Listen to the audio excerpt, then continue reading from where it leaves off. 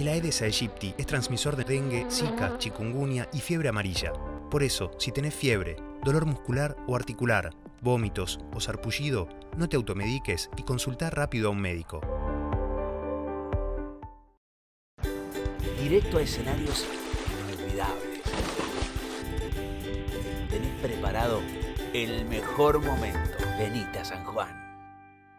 ¿Qué tal? Muy buenas tardes, bienvenidos a Código Penal nuevamente. Hoy muchos temas para hablar, sobre todo cuando hablemos de narcotráfico, de drogas, el mal de la droga. Y hoy vamos a hablar de Arde Rosario. ¿Por qué ese sería el tema? Porque hablamos de la banda de los monos que fueron a juicio por asociación ilícita, por el tema de drogas, por el tema de asesinato, pero sin embargo seguimos hablando de esta banda, de nuevas detenciones y de cómo vive Rosario hoy y el resto, porque hay que ser justos y hablar de otros lugares de nuestro país que también padecen el mal de la droga. Les digo que tenemos unos informes muy interesantes para analizar. Después también vamos a hablar de aquellos que nos roban los datos de las tarjetas. Ojo con esto, usted va, pone su credencial, su tarjeta de débito en el cajero y resulta que le terminan copiando los datos y sacando todo el dinero. No es la única estafa que hay que conocer en el tema de redes, en el tema de cajeros. Hay mucho más. Hoy le vamos a explicar cómo hay que estar atento y sobre todo cuando hablamos de los chicos en las redes. Ojo con esto, lo que puede pasar, el grooming, el acoso, números que asombran y nos tienen que por lo menos llamar la atención a los padres, estar muy atento a todo lo que pasa, sobre todo, insisto, con los chicos. Y también vamos a hablar de un operativo que se hizo esta semana. Un operativo más que importante porque tiene que ver con una banda que vieron que todos tienen títulos estas bandas, algunas son muy curiosas. Esta se llama Rápidos y Furiosos, parte 2. ¿Por qué Rápidos y Furiosos parte 2? Porque es así, miren. La banda vendía autos de alta gama. Compraba, vendía y ese era su trabajo. Claro, hasta que se dieron cuenta que era una estafa porque le cambiaban los papeles, cambiaban las patentes y los vendían. El hombre que tenía toda esta organización y que manejaba esta banda terminó preso en Devoto. Lo cierto que estaba preso y dijo, acá no me voy a quedar, tengo que inventar o reinventar este negocio. ¿Y en qué terminó? Terminó en que ahora esos autos que tenía y la compra y venta de autos terminó transportando droga, es decir, que en esos autos ya no era la compra y venta nada más, sino también que llevaban droga, y droga que venía de Chile o que iba hacia Chile y Argentina, y ahí estaba la conexión. Por eso todos los operativos y los allanamientos que se hicieron además en Ciudad de Buenos Aires, se hicieron en Río Negro, se hicieron en Chubut. La gran banda que además tenía al jefe, repito, dentro de la cárcel, un hombre que manejaba con un cuaderno todos los datos y los movimientos que hacía, utilizaba su organización que estaba en libertad para poder hacer este negocio. Las escuchas son imperdibles. ¿Saben cómo llamaban o cómo se comunicaban cuando había que hacer un traslado de drogas? Hola, ¿está la señora Blanca? Claro, eso significaba que venía ya un embarque de cocaína. Vamos ya al programa. Sí, ¿la señora está? No. ¿Cuál señora? La Blanca, señora Blanca. Ah, creo que me viene a visitar más tarde. Si viene te aviso. Bueno. Y la llevo para que te salude a vos también. Bueno. Chao.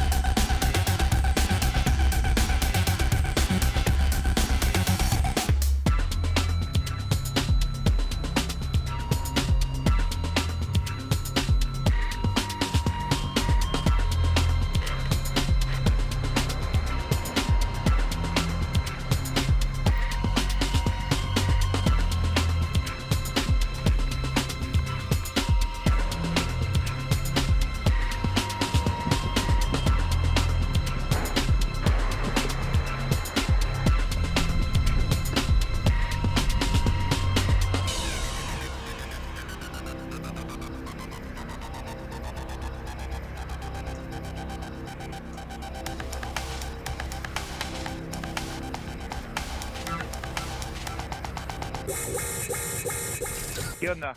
Escuchame una cosa, acá estoy hablando en Paraguay, ahora me voy a hablar con un brasilero. Precio más o menos, puesto allá, a uno entero, Sí, lo metemos en 400 lucas, ¿no? Más o menos. sí, Poner 350. Bueno, sí, así te lo digo. Con 80 lucas entre los dos, sí. una que la podemos meter allá 500, o sea que es una nave espacial. ¿Y cuándo lo hacemos? Justo ahora me voy a Pero, Portugal, y después, ¿y el traslado? ¿Quién se hace cargo de eso? Bueno, pará, que arreglo todo acá, vos sabés, vos no sé si está, ¿vos te pensás que está hablando con un gil, boludo? Ah, bueno, dale, listo. Sí, la señora está, no. ¿Cuál señora? La Blanca, señora Blanca. Ah, creo que me viene a visitar más tarde. Si Ah. viene te aviso. Bueno. Y la llevo para que te salude a vos también. Bueno. Chau. Vamos Sí. a salir a repartir. ¿Vos ya mandaste a buscarlo? Sí. Ah, bueno, listo. ¿Querés que le diga que vaya más tarde? No sé. No, porque iba a salir a repartir una de las chicas. Entonces, si vos todavía no mandabas, te la pasaba a dejar. No, ya fueron para allá dejar. Ah, bueno, listo. Listo. Chau. Hola. Hola. ¿Qué? Querido, te esperé anoche para No. hablarme. Menos No. mal que te necesitaba. Hoy a la noche hablamos sin falta, porque tuve que viajar. Ah, ¿tuviste que viajar? No habrá andado viajando con vos, mi hija, vendiendo merca, ¿no? Porque de eso quiero hablar, de la venta de merca. Hay gente que está hace 2 días esperando también, 2 o 3 días. Por eso a la mañana no se pudimos llegar. Yo cumplo caño. Sí, no. Le digo que a la gente que le fuimos a llevar fue ladrillo y esos ladrillos lo están esperando el lunes. ¿Están por ahí? No. Ah, bueno. Ahora van a cargar el auto, lo mando para allá. Ah, bueno. ¿Y vos has hablado con él porque se fue a Buenos Aires? Ah, qué pelotudo, sí. Sí. Y bueno, de última, fíjate, porque lo sigue llamando eso. Ah. Y no me atendió ni nada por eso. De última coordino con vos. ¿Vos estás ahí o no? Yo estoy acá, sí. Pero, a ver, a ver, yo ahora me comunico con él. ¿Vos Dale, ya lo cargaste no. al auto? No. Ahora en una hora lo van a cargar.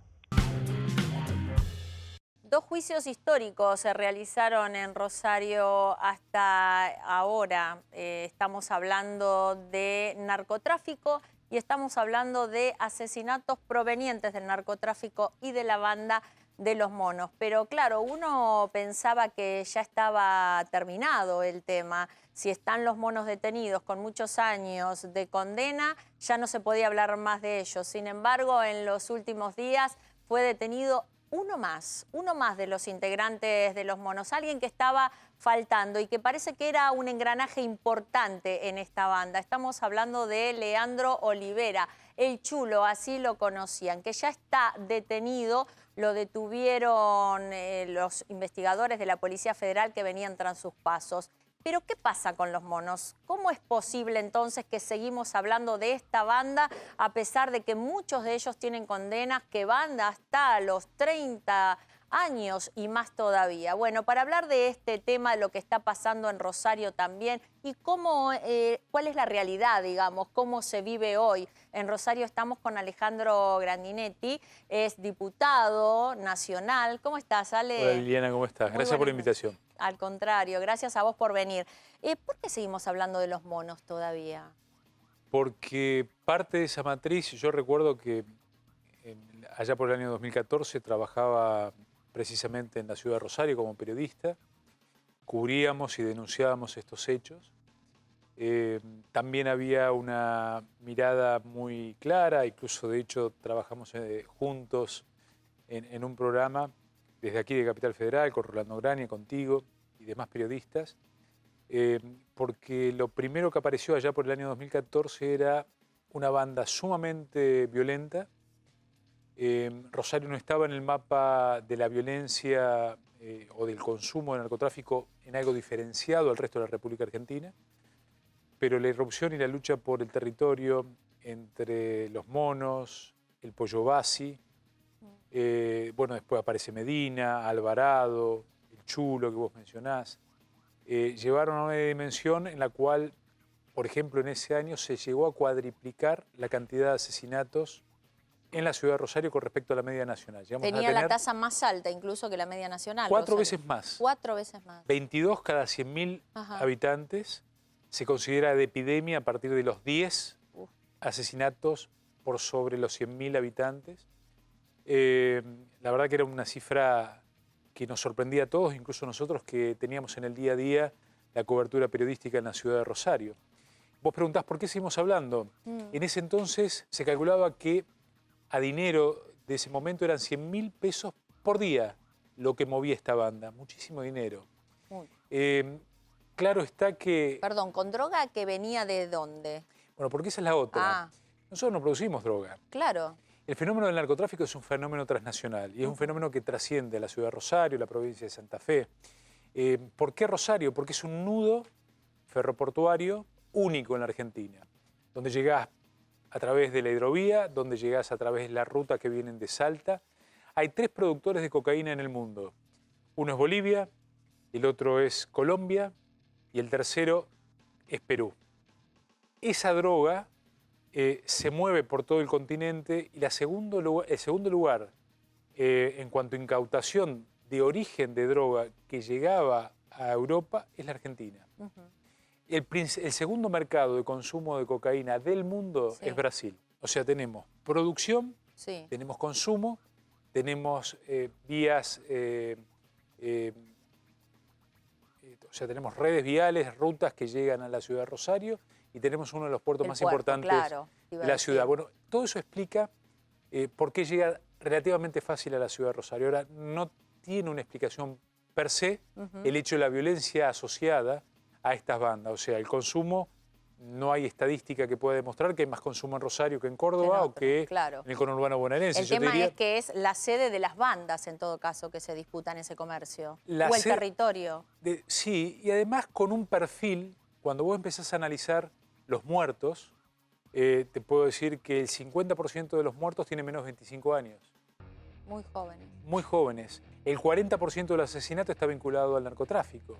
O sea, claramente el crimen organizado tiene en el narcotráfico el principal sustento de financiamiento para otras actividades. Por eso cuando uno dice, bueno, esto es atribuible a la ciudad de Rosario, no necesariamente a la ciudad de Rosario. Lo que sí está claro que perforó ya, por ejemplo, a la Fuerza de Seguridad. En esa banda de los monos, 9 de los condenados hasta 37 años. El máximo cabecilla fue condenado a 37 años de prisión, pero por comandar una asociación ilícita, no por narcotráfico. Claro, por eso decía yo, los dos juicios de alguna forma son históricos, porque primero fue el de los homicidios relacionados y después fue el de las drogas. Sin embargo, sabíamos que efectivamente el narcotráfico era el motivo por el cual estaba esta asociación ilícita y era el motivo por el cual estaban matándose y estaban poniendo en riesgo a la sociedad rosarina. Cuando nosotros ya ahora, desde la función pública, como diputado de la Nación, le pedimos a Garabano, y de hecho me junté con Garabano, decir, bueno, creen secretarías, nosotros necesitamos que los expedientes se muevan, nosotros necesitamos que la infraestructura de la justicia actúe para desarmar a estas bandas. Bueno, la respuesta fue dilatoria como en cualquiera de los aspectos en los cuales ha fracasado Macri. Ellos nos decían, no, vamos a crear juzgado. Le digo, pero hasta que creemos un juzgado, los puestos vacantes, tengamos el edificio, vamos a seguir teniendo una sangría de muerte, asesinato y de chicos que están hoy consumiéndose con la droga en la ciudad de Rosario. Y de hecho, permitime un minutito, porque vos hablaste de fiscalías, de lugares que tienen que ver y de lo que hablaste con infraestructura de justicia. Con la infraestructura de justicia. Hablando de la justicia, justamente Chulo fue detenido por una balacera frente al Palacio de Justicia y otros edificios que pertenecen al Estado, pero además de familiares, casas de familiares que tienen que ver con la justicia. Vamos a ver este informe.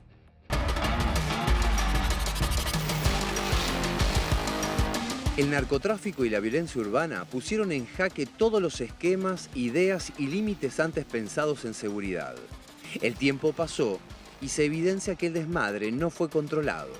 Este sábado, 8 impactos de balas contra el Centro de Justicia Penal. Las balaceras siempre fueron interpretadas como una demostración de poder de los monos, aún desde la cárcel. Este edificio es el Centro de Justicia Penal de Rosario. Aquí se desarrolló el juicio oral contra los monos. Aquí estaban presos los monos durante el proceso. En los primeros días de agosto, una moto dobló en contramano por acá, un lugar súper custodiado, y disparó una ráfaga contra estos vidrios. Fue la anteúltima de las balaceras.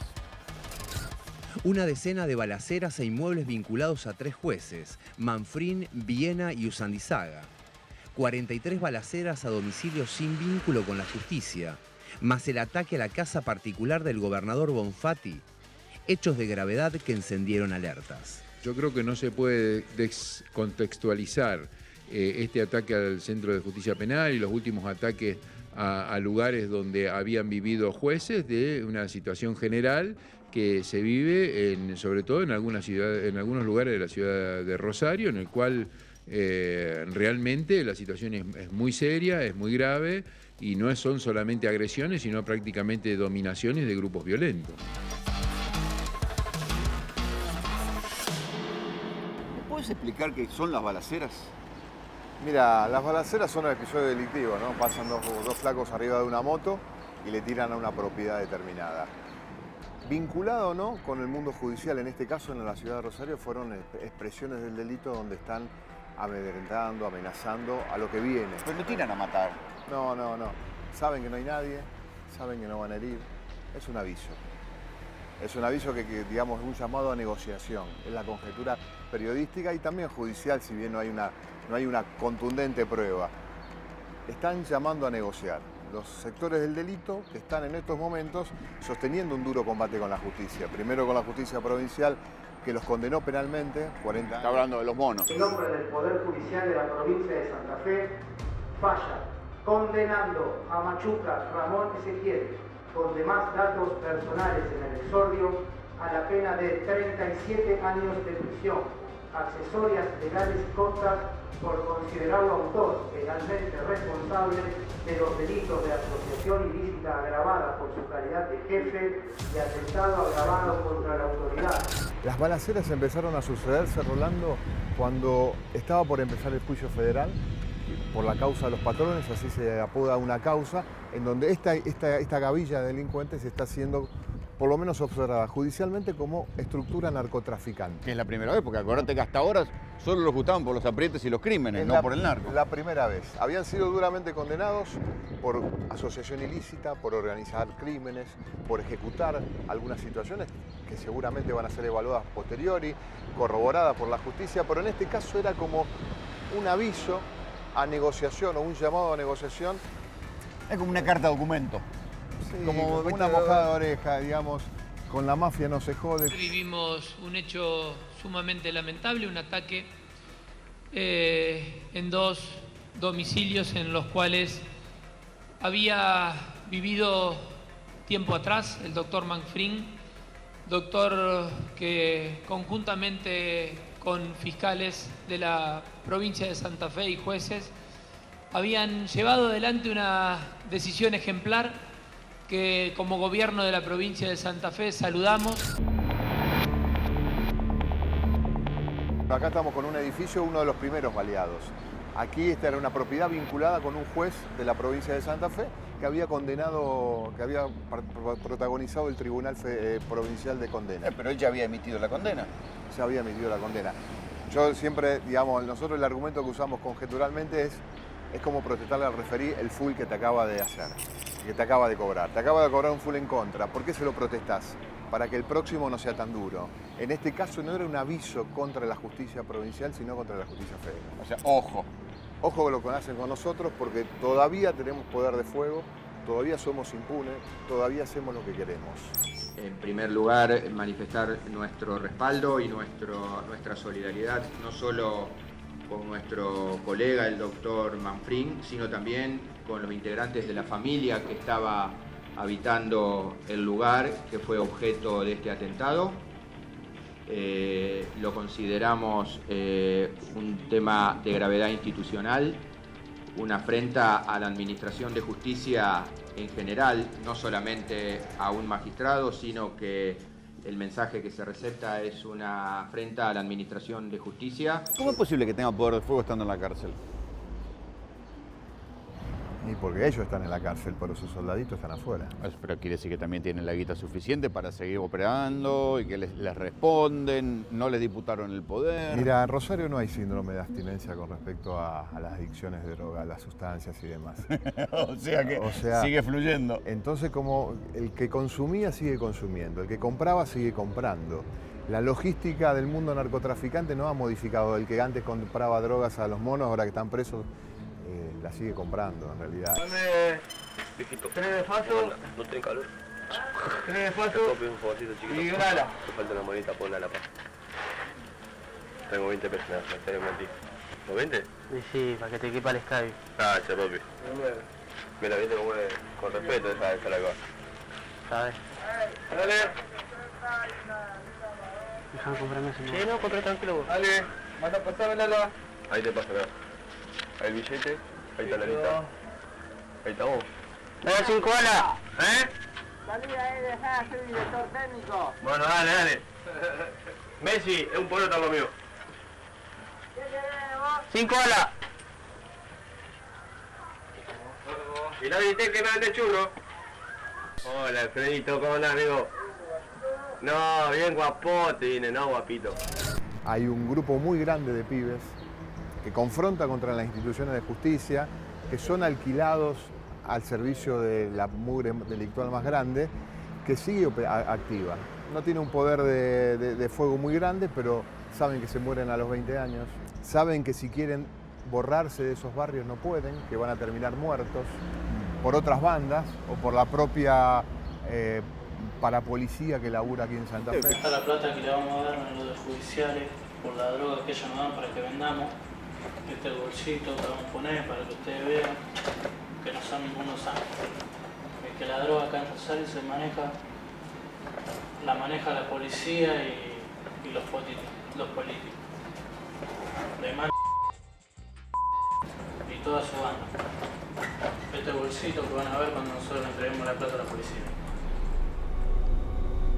En este video, grabado por precaución por un narco que hoy está preso, quedaron registrados 2 miembros de la Policía Judicial de Santa Fe, su camioneta y un bolso con dinero. El narco se llama Daniel Jure. Los policías serían un oficial de apellido Ríos y el comisario Luis Quebertoque, jefe de la Brigada Operativa de la División Judiciales de Rosario. El dinero no necesita presentación. ¿Y quiénes son estos? Estos son policías judiciales, esos 2 son policías judiciales, junto con Daniel Jure. ¿Los de blanco? Este de blanco con el de azul. El de azul. Uno de apellido Río y otro es Quebertoque. Aquí se ve claramente la camioneta en la que viajan los policías denunciados. Su patente, HKI 670, figura a nombre del Ministerio de Justicia de Santa Fe. Los datos coinciden. La Policía Judicial trabaja en la órbita del Ministerio de Justicia de Santa Fe. En otro contacto con los narcos, otro policía de judiciales volvió a quedar registrado, esta vez en una foto sacada sin que él se diera cuenta. En Buenos Aires o en cualquier otra parte de la Argentina nunca se había visto que una banda que está presa mande pegar tiros contra magistrados en lugares, porque digo, estamos cerca en el centro de Rosario, y además en el caso del juez Manfrín, con diferencia de minutos dispararon contra una propiedad y contra otra, o sea que tenían dos tiradores diferentes. Es un operativo muy sencillo, imagínate, 3 de la mañana, 2 de la mañana. Esta ciudad, desde aquí hasta otro lugar donde vas a ir seguramente a registrar donde se hizo, hay 3 minutos en motocicleta, no más de 3 minutos, está acá a muy pocas cuadras. 2 pibes arriba de una moto con un arma son capaces de hacer el desastre más grande que vos puedas imaginar, tirándole a propiedades, a vidrios, a persianas, a cualquier lugar. No buscaron matar, no buscaron atemorizar, buscaron avisar que estaban vivos. El compromiso también, que creo que también que de la misma forma lo ha manifestado el Poder Judicial, de no, digamos, retroceder frente a las causas que están en marcha, las que ya están con condena, bueno, seguir avanzando contra estas organizaciones delictivas más sofisticadas, más complejas. Y después de este juez, hubo 5 o 6 atentados, siempre contra magistrados o contra gente vinculada a los juicios. Todos vinculados o instituciones del mundo judicial. El Centro de Justicia Penal de la ciudad de Rosario también fue baleado. Fue baleado una de las propiedades de la doctora Gabriela Sansó, también involucrada en el análisis de la causa. María Usaldo Sandizaga también, que está muy cerquita de aquí. Todos jueces u hombres de la justicia o instituciones judiciales. Acá hay un centro territorial de denuncia también que fue acá a muy pocas cuadras, a media cuadra del tribunal, donde ellos muchas veces participaron de los exámenes judiciales. También fue baleado. Eran avisos institucionales, muy fríamente calculados, muy prolijos. Y eso es tétrico, eso te nos enfría más. Porque no eran una banda desaforada tirando tiros al aire o apuntando o tratando de... Lo hicieron fríamente. Pero, por ejemplo, en Buenos Aires, si vos y yo nos subimos una moto, nos ponemos un casco, ponemos que tengamos una moto robada y nos ponemos a tirar tiro contra un edificio, quedamos registrados en una tarde en 100 cámaras de seguridad, privadas, públicas, y tarde o temprano, en algún momento te reconocen y te embocan. Mira, yo te haría una chicana con eso, porque tienen el PBI más grande de la República Argentina, entonces tienen cámara en todas las cuadras. Acá somos una ciudad pobre. Me llaman a tener la audacia. No, bueno, es muy fácil Pero acá también debe haber cámara de seguridad. No, acá no hay cámara, acá es muy difícil que queden registrados, es muy difícil que haya control, es muy fácil escaparse. Siempre se dijo que la inteligencia de los monos se la dio la policía corrupta. Es una conjetura también de trabajo. El 30% de quienes fueron inspeccionados por la justicia tienen que ver con la fuerza policial. Entonces, una pregunta, ¿los monos eran los marginales que corrompieron a la policía o los monos eran la herramienta marginal de la policía corrupta?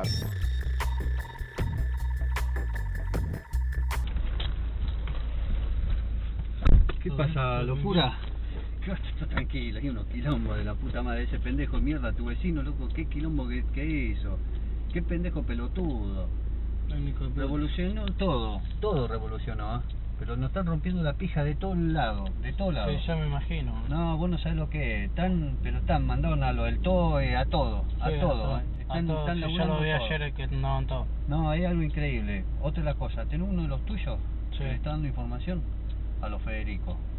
No sé quién es ni nada, pero le está dando información y buena aparentemente. Habló, viste, el de allá, el de calle Francia, que lo vi justo el otro día acá, que estaba pisteando todo, lo cruzamos, fuimos a tomar un café.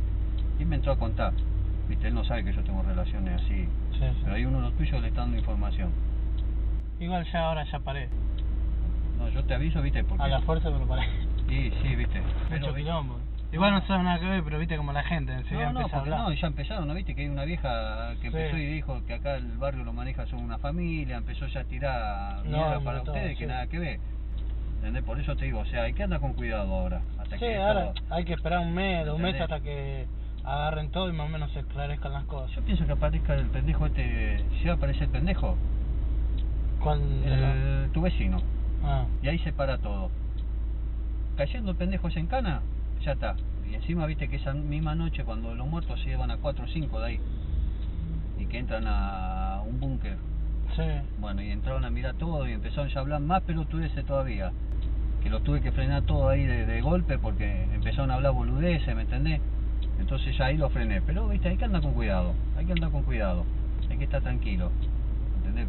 Dejar pasar estos días y si el pendejo aparece y se entrega, ahí ya descomprimimos todo. ¿Volvaste con la inspección? Sí, la otra vez. ¿Sí? ¿Te preguntaron si vos tenés algún llegue con nosotros? No me preguntaron nada. No, porque estaban averiguando si teníamos llegue con vos o no. Y yo dije, mira, ese es el problema mío. Pero bueno, fíjate, si aparece ese pendejo, ahí se comprime todo. Y ojo con lo de la federal, ojo con este que no sé quién es que está hablando. Pero no sé si viste, le marcó kiosco o le marcó otras cosas. Yo te digo, o sea, si saben algo te van a buscar matar. ¿Entendés? Yo igualmente, yo lo que me entere te aviso. A los monos eran los marginales que corrompieron a la policía o los monos eran la herramienta marginal de la policía corrupta, ¿viste? El huevo o la gallina, ¿dónde nació? ¿O eran los policías corruptos que contrataron marginales o eran los marginales que corrompieron? Después terminaron siendo socios, pero esa inteligencia te la da la propia estructura de control. ¿Dónde vivía Manfrín? ¿Dónde vivía Rolando? ¿Dónde vive fulanito? Es muy fácil operar de esa manera porque hay impunidad. Es fácil, digamos, tener 15 años, estar arriba de una moto con plata, con un arma y escapándote de la policía. Porque son pibes que si los matan, no hay dolor. Rosario tiene un sector de la población, lamentablemente, que ha crecido con ese desapego de la vida. No duele morir porque duele vivir también, ¿no? Estábamos almorzando con mi familia y sentimos unos disparos, unos ruidos, unos disparos, una acelerada de una moto.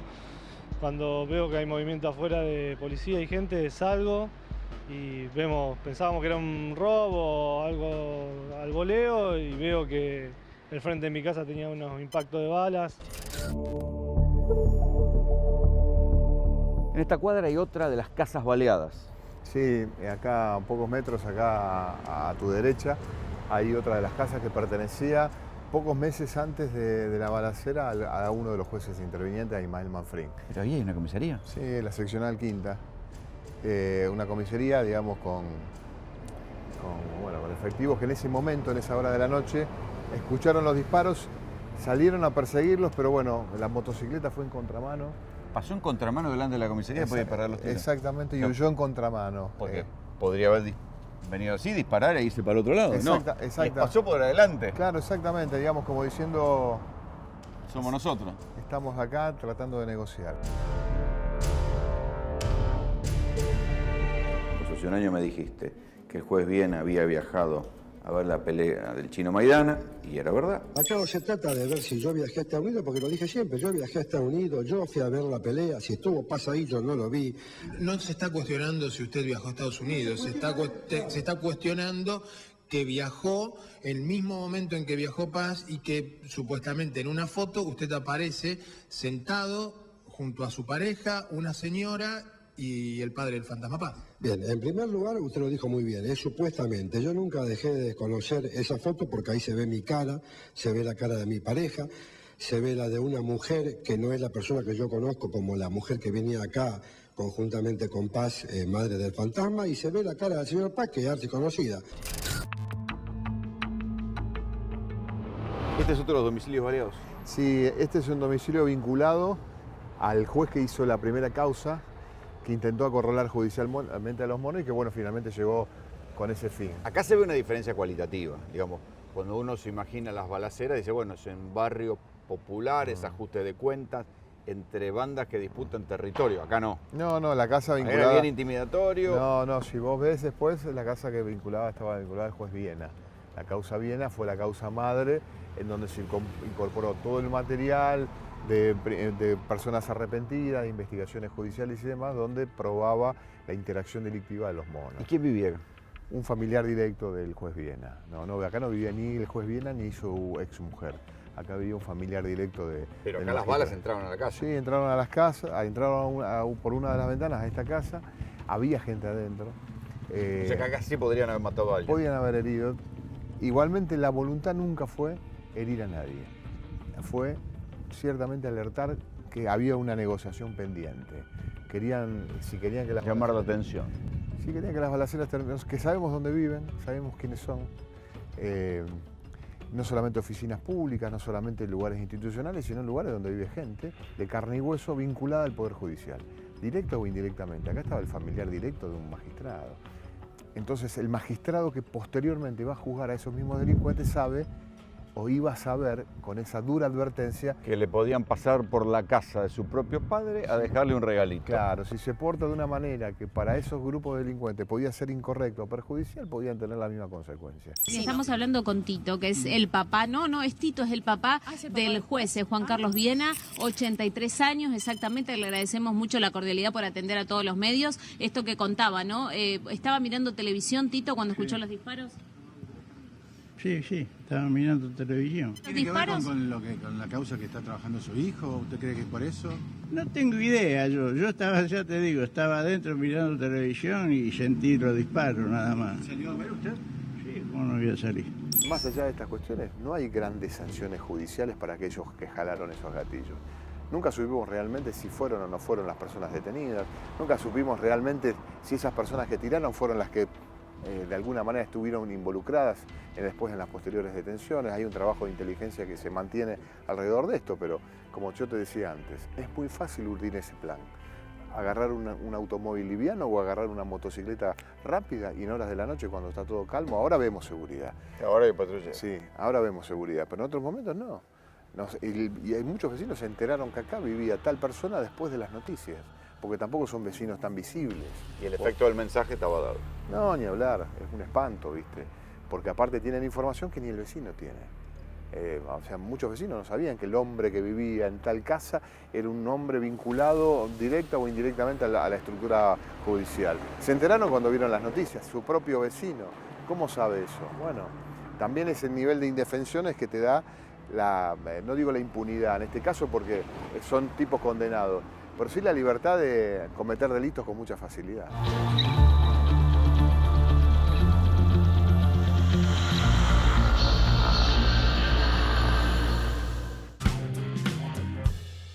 Ahora, ¿qué poder de fuego tienen estas bandas? Más allá, digo, de los monos y de lo que queda hoy en cuanto a estas bandas organizadas de narcotráfico. Tienen poder de fuego y tienen poder económico.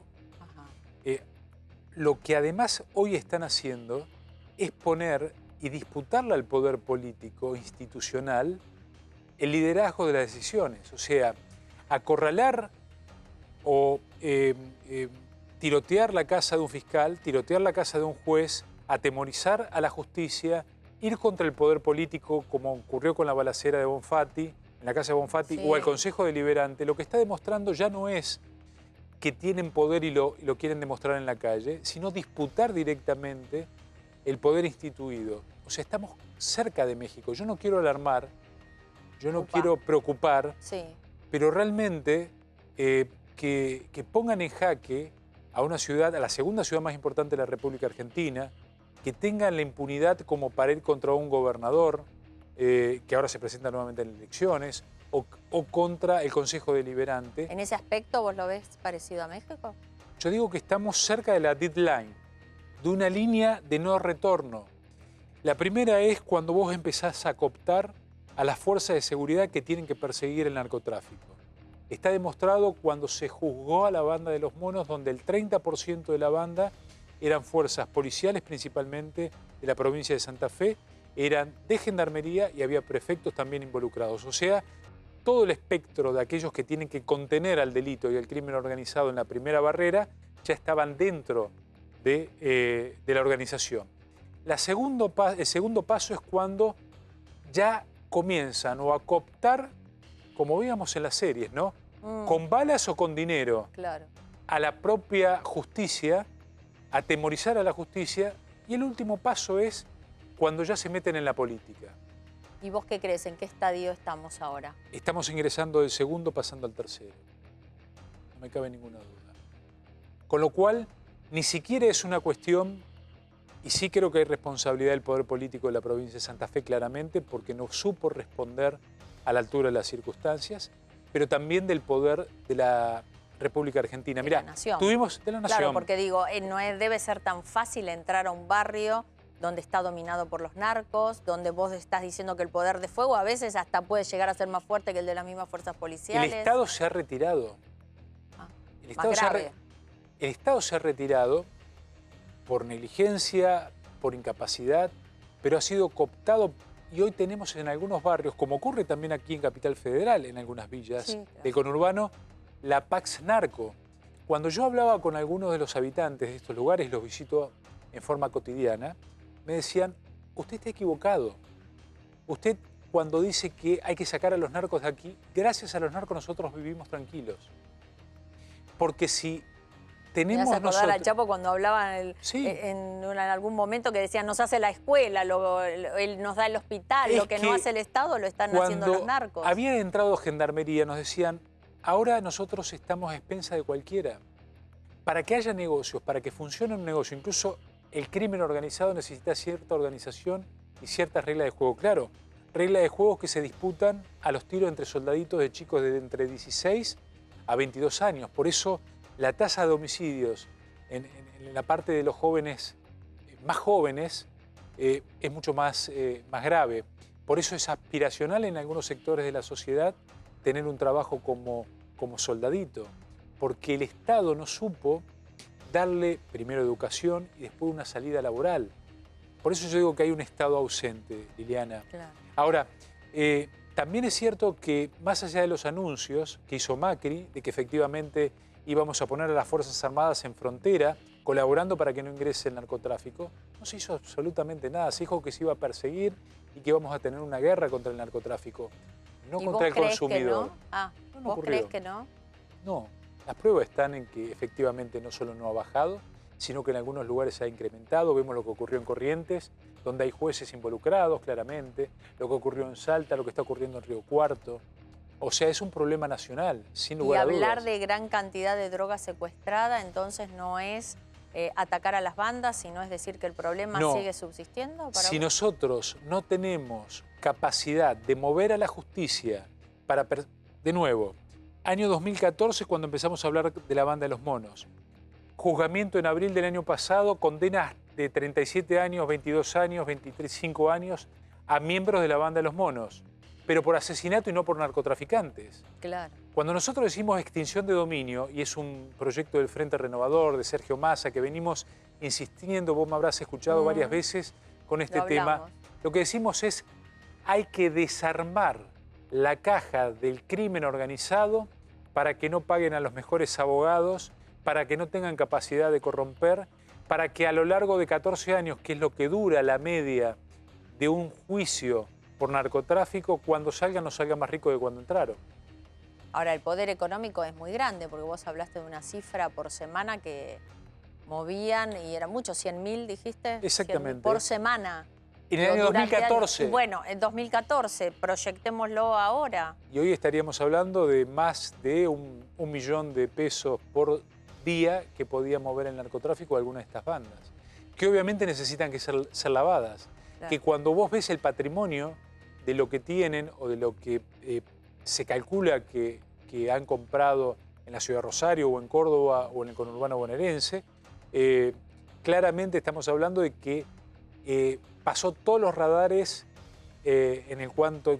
Yo me imagino a cualquiera de los que nos está viendo hoy en día lo que le cuesta comprar un auto 0 kilómetros. Y estas bandas tenían autos de alta gama, BMW, Mercedes, ¿sí? Casas, propiedades, yates. Vos decís, cuando juntaste la platita para ir a comprar el 0 kilómetro, tenés que lidiar con todo para demostrar que efectivamente conseguiste la plata de forma legal. Claro. Y estos tipos tenían... Hay algo que está fallando ahí, ¿no? Hay algo que está fallando. O hay alguien que está encubriendo, evidentemente. Por eso digo que necesita también de la negligencia del Estado, de la incapacidad para la persecución. Nosotros necesitamos crear una fuerza federal de lucha contra el narcotráfico. ¿Por qué? Porque es un problema, primero, transnacional. Segundo, interjurisdiccional. No es el problema en Rosario y vos vas a San Lorenzo y es otro problema. Es el mismo problema. O cruzás Santa Fe y llegás a San Nicolás y es otro problema. De hecho, hoy se está hablando de Río Cuarto. Por ejemplo. Se está hablando de como una pequeña ciudad que está creciendo también a las sombras del narcotráfico. De hecho, ha habido detenciones también en los últimos tiempos. Y esto es el fenómeno del globo. Vos apretás en un lado y te sale aparece en otros lugares. Bueno, nosotros esperábamos que efectivamente el Ejecutivo mande un proyecto de ley hacia el Congreso Nacional, que lo debatamos seriamente, que no hagamos política, que no hagamos marketing con esto. Digo, solamente vale política de Estado, porque esto no lo soluciona un solo partido. Esto necesitamos todo el consenso político de la ciudadanía para terminar con dos clases de crímenes. Los que nos duelen cada vez que matan y hay un asesinato, y aquellos chicos que ingresan al mercado de la droga, primero como consumidores y luego como soldaditos, que son la carne de cañón para morir. Me diste un dato muy importante y que tienen que ver los chicos como soldaditos, no solo como consumidores, sino soldaditos. Y los que utilizan también, no solo para la venta, sino para crímenes, hasta en eso lo pueden utilizar. Hay un informe que hizo Rolando Graña justamente explicando este fenómeno, miren.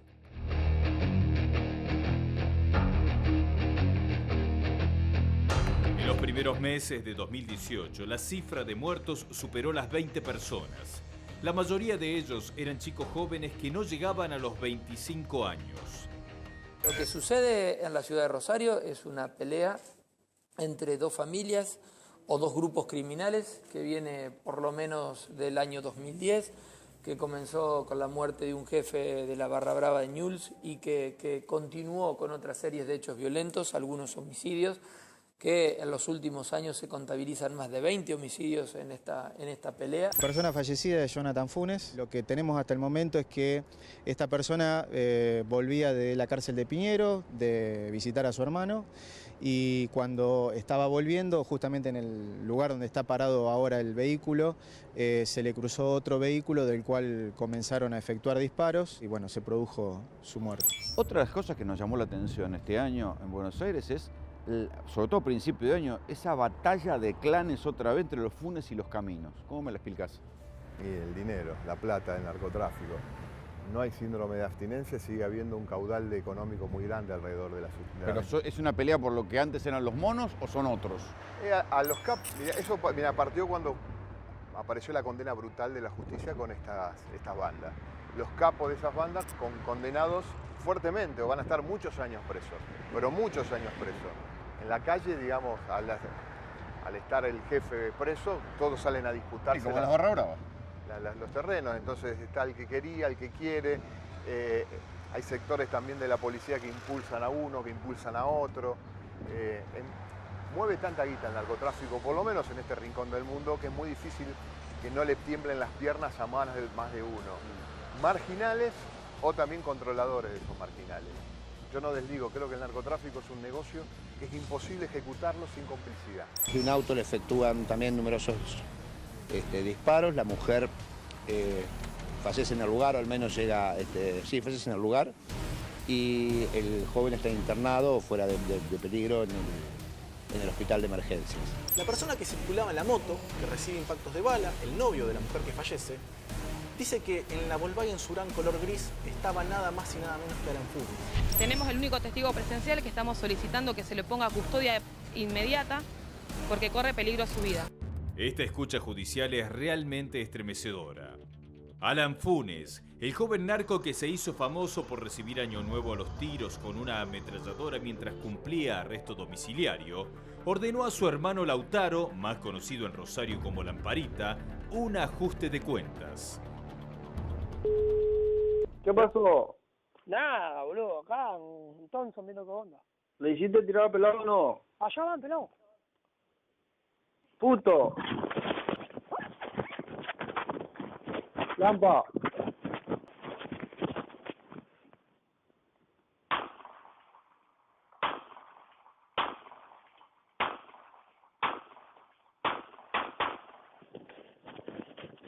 ¿A quién le tiraste? Le pegué, guacho. Lo tumbé encima. Boludo. ¡Lampa! Lo tumbé encima. ¡Puto! ¡Ey! Lo tumbé re mal, boludo, mira cuál. ¡Ey! Mal, boludo. ¿Lo viste? Luego cayó porque le daba a uno. ¡Ey! ¡Ey, puto! ¿Cómo suena esa, loco? ¿Esa es la mía, Sí, le di bien piola, guacho, cayó. ¿A quién, Lampa? No sé, le habría dado un lomo, amigo. Lampa, ey. Le di re mal, boludo. ¡Ey, puto! ¿Qué? ¿A quién le diste? A Juan Gutiérrez le pegué, boludo. Ey, pero sonó... ¿En dónde estaba ahora? En los horarios me vino cantado. Ey, Lampa. No, se cayó. Ey. ¿Y? Nada, boludo, en Gutiérrez, lo corrí, cuando más o menos vi que no llegaba más. Le di uno y tambalea, le doy otro más y seguí dando. ¿Y se cayó? Sí, cayó. ¿Y pero en qué fue está vos? ¿Qué fue está? Ajá, lo de René. Estando preso, Alan Funes llamó a su hermano Lautaro, alias Lamparita, para ir a balear una casa y darle un susto a una persona. Lo estremecedor es que pide que los disparos intimidatorios los realice un nene sicario, a quien apodan Cumpi, y al momento del hecho tenía solo 13 años. Quédate, loco, ¿cómo no sabes, boludo? Escuchá, Lampa, escuchá. ¿Qué? Que le tira a la pared, Lampa. ¿A la pared? Sí, porque tiene como 3 hijas. ¿A la pared? Una y va ahí en cana con 300 cadenas. No, a la pared que se asusta, a la pared. A la pared. ¡Ey, Lampa! Acá te doy. Bueno, a la pared que tiene criatura. Vamos a reírnos del pelado que se ¡Ey! ¿A dónde? ¿A la ventana? ¡No! ¡Loquito! ¡Ey! ¡Lampa! Loquito, no, a la pared, así, al piso, así que se asuste. ¿A la ventana? No, a la ventana no, que tiene visita de chiquita, bebé, boludo. No, a la ventana. Pasame con Lampa. La ventana y me da 3 lucas. Pero pasame con Lampa, dale, que no te da un peso, no te da, no ya tirando, yo te digo. Que sea, te salchi. No, mentira, le voy a tirar la pared, vos. Pasame con Lampa. Toma. Pero me tenés que pagar, amigo. Pero a la pared te doy 1000. ¿Eh? A la pared te doy 1000. Nada, ya empezamos con esa. Y encima que te llevan todo, ¿qué más querés? Te hago pasar 1000 pesos ahora. Nada, me da lo de Luca, nada. ¡Ay! No seas rata porque no lo llevo. ¡Ey, Lampa! ¿Qué, puto? Pero hablame, ¿dónde está?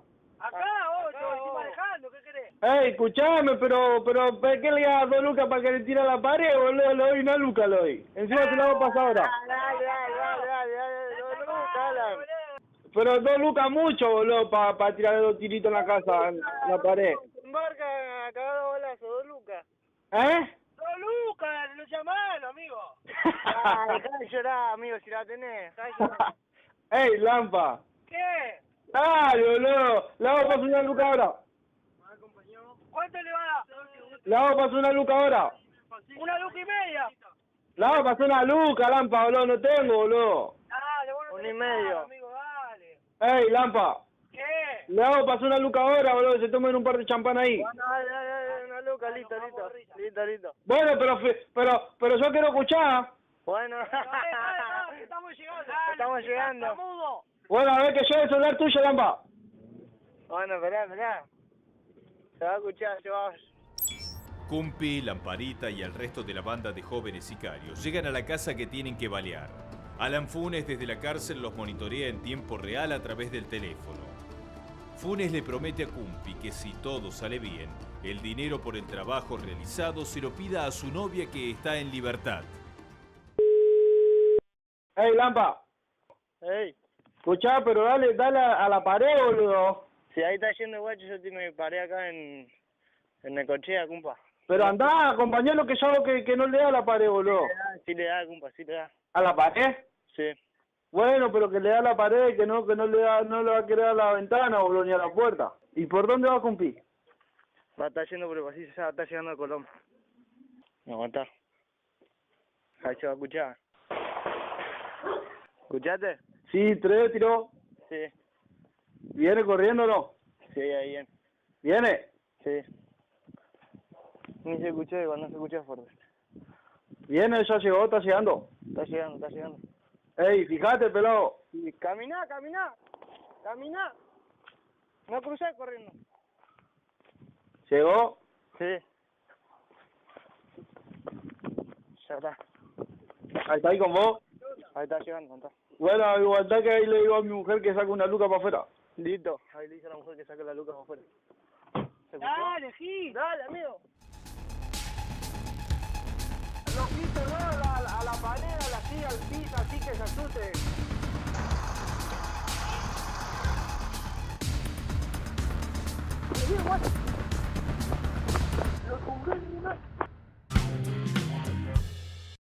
Increíble cómo se puede manejar a los chicos también, ¿no? En este aspecto del tema de la droga, de los soldaditos que venimos hablando y tanto en los barrios. No solo, es cierto que no solo en Rosario, acá se ha hablado mucho, las madres del Paco han trabajado, por ejemplo, también con estos temas en Ingeniero Budge, por decir un barrio, ¿no? Pero el tema es también aquellos que siguen manejando a esos chicos y a estas bandas desde la cárcel. Otro fenómeno. ¿Qué pasa ahí también? ¿Cómo se maneja el narcotráfico desde la cárcel? ¿Esto sigue todavía en vigencia? Dos cuestiones para ponerle en contexto también social. No digo porque nosotros estuvimos encarando recién todo lo que es la parte punitiva. O sea, lo que nosotros necesitamos son leyes realmente muy duras con el crimen organizado, que las sentencias se cumplan en su totalidad, que se puedan sumar, con lo cual, por ejemplo, algunos líderes narcos debieran pasar 150 años en la cárcel. No, 37. Claro. Nosotros necesitamos ser ejemplares con esto. Pero también quisiera agregar esto que vos mencionabas de los chicos, ¿no? Hoy 1 de cada 2 chicos en la Argentina está en nivel de pobreza. Tenemos una crisis social. Digo, eso no necesariamente explica el narcotráfico, sino la vulnerabilidad y la insensibilidad de toda la clase dirigente de entender este fenómeno. Cuando yo hablaba de retiro del Estado, hablaba precisamente de esto, del Estado que no puede garantizar que los chicos a los 13, 14 años estén en la escuela. En la escuela, porque claro. si nosotros partimos de la base que 1 de cada 2 es pobre, muy probablemente a los 12, 13, 15 años ya tiene que estar en la calle ayudando a los padres para tratar de conseguir algún tipo de alimento. Entonces, son efectivamente víctimas primero y luego victimarios. Y nosotros hoy también tenemos que discutir con valentía no solamente la baja de imputabilidad, sino no dejar, porque lo que está ocurriendo hoy, que en ese vacío legal lo que estamos haciendo es volver a condenar y dejar librado al azar a estos chicos que están en manos del AMPA y del crimen organizado. Nosotros primero tenemos que sacarlo del consumo, tenemos que sacarlo de la parte vulnerable y tenemos que evitar que ese joven que comenzó a delinquir a los 14 años, a los 16, 17, muy probablemente y estadísticamente termine muerto. Ahora, hay padres, esto relato incluso ya te vuelvo a repetir, de gente que trabaja en los barrios, diciendo la posibilidad que el chico tiene de comprarse tal vez una zapatilla o que ese día coma algo mejor, tiene que ver con ese negocio que le genera el narcotráfico a ese chico. Y los mismos padres a veces son los que mandan a los chicos para tener esto, la comida y tal vez la ropa. Y el chico que empezó Sí. consumiendo Sí. y que luego comienza robando dentro de su ámbito familiar para seguir con su Para consumo, seguir porque tiene un claro. consumo problemático y ya no es una cuestión ni típico de de cualquier- debilidad, ni- claro. estamos hablando de enfermedad. Y Sí, sobre sí. él tenemos que actuar también. Y no hay planes de recuperación en adicciones. No, y no hay lugares tampoco. lugar, no hay plan. No conozco muchos No, lugares no, donde no puedan hay. esos chicos adolescentes, Mira, vos los puedas internar por el tema de drogadicción. En Naciones Unidas calculan, vamos a tomar una ciudad tipo de 1 millón de habitantes, Sí. Córdoba, Rosario tienen 1.300.000, pero pongamos 1 millón para que el número sea más fácil de entender. Se calcula que hay un consumo en general cercano al 20% de estupefacientes. La primera droga o sustancia dopante que se utiliza es el alcohol, no son ni la marihuana ni la cocaína. Mira, empezamos por el alcohol. El alcohol, Sí. que además también es toda una discusión de cómo hacemos para efectivamente evitar de que los chicos empiecen como sustancia dopante utilizando el alcohol. De ese 20% que consume, tenemos consumo problemático un 10%. Entonces vos decís, de esos 200.000, en una ciudad de 1 millón, hay 200.000 que consumen, hay un 10%, 20.000, que tienen un consumo problemático. ¿Qué es el consumo problemático? Que no pueden salir de esa adicción. Que no son aquellos que consumen socialmente, sino que ordenan su vida en función del consumo de esa sustancia. Eso es el consumo problemático. 20.000 sobre una sociedad, sobre una comunidad de 1 millón de habitantes.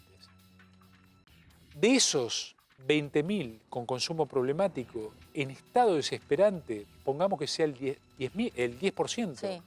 de nuevo estamos hablando de 2.000 personas. No tenemos capacidad ni siquiera para atenderlo. Si son chicos de clase media, y no estamos estigmatizando a aquellos que están pobres, antes habíamos hablado de la pobreza y la vulnerabilidad de esos jóvenes.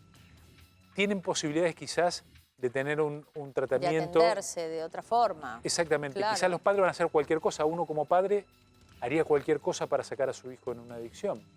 Ahora, ¿cómo hace una familia de clase media y media baja? No tiene ninguna posibilidad. ¿Y qué le queda entonces?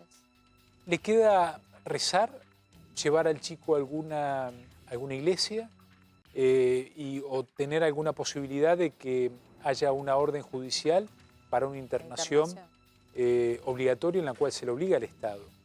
Por eso digo que más allá de los eslogans o de lo que está planteado, la problemática del crimen organizado, del narcotráfico en la República Argentina, ni siquiera hoy ha sido abordada.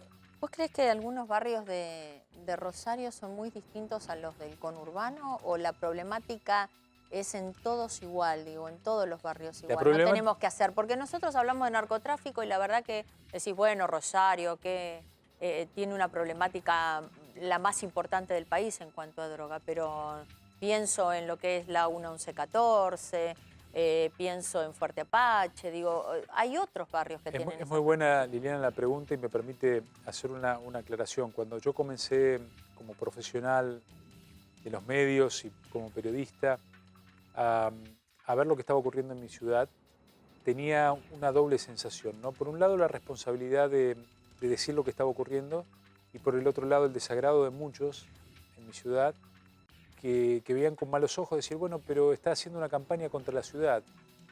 Y Rosario es una ciudad de inmigrantes, de trabajadores, una ciudad que se hizo sola, no es capital, que dio cultura, que dio artistas, que dio movimientos de reivindicaciones con el anarquismo, con el peronismo, con las primeras huelgas y las rebeliones contra los gobiernos dictatoriales, o sea, orgullosamente hasta el tuétano de Rosario.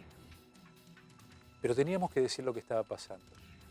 En la problemática es igual, yo te diría a cualquiera que vos podés ver aquí en el Fuerte Apache, en la 1114 o en cualquier villa del Gran Córdoba, pero desgraciadamente los liderazgos de estas bandas eran sumamente violentas, jóvenes y que ni siquiera estaban en el negocio, entre comillas, del narcotráfico y cuidaban su negocio, sino que se imponían a partir de la violencia. Que era raro. Lo novedoso de Rosario fue eso.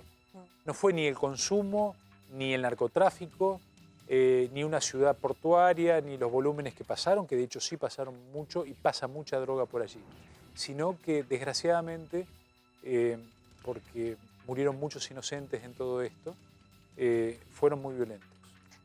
Vamos a conocer un barrio, si querés, cómo se vive en Rosario y cómo se vive en un barrio que incluso le dicen el Fuerte Apache de Rosario. A ver. El primer día del año todos nos sorprendimos con esta imagen. Un preso en arresto domiciliario festejaba con una ametralladora. Después sabríamos que no era cualquier preso, sino uno de los líderes de dos bandas de narcos, los Funes y los Caminos. Dos clanes, dos familias en pugna por el narcotráfico. Banda de los Funes, banda de los Caminos. El barrio municipal es un barrio signado por la muerte. ¡Tenemos paz! Se contabilizan más de 20 homicidios en esta pelea. La persona fallecida es Jonathan Funes. Los Funes y los Caminos se disputan el control de la zona sur de Rosario. Sus ajustes de cuentas provocaron decenas de muertes. Y convirtieron a un complejo de monoblocks en el Fuerte Apache rosarino.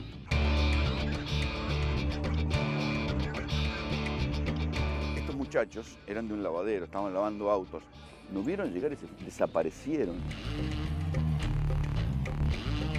Estos son los pasillos de venta de cocaína. Estamos en Pimpilandia, esta zona todavía no está muy recuperada, digamos, por las autoridades municipales. Entonces,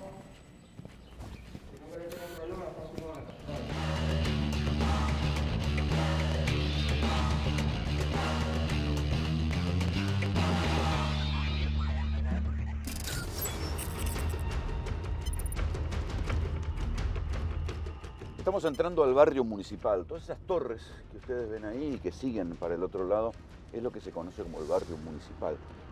Es el complejo de edificios más grande de Rosario y aquí, en este lugar, es donde se desarrolló a comienzos de este año la batalla entre esas dos bandas de narcos que son los Funes y los Caminos.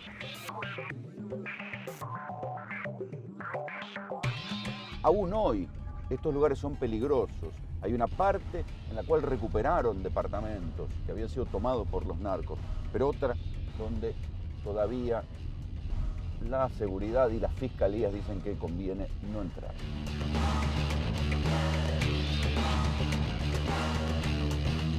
Este es un edificio, uno de los tantos edificios del barrio municipal.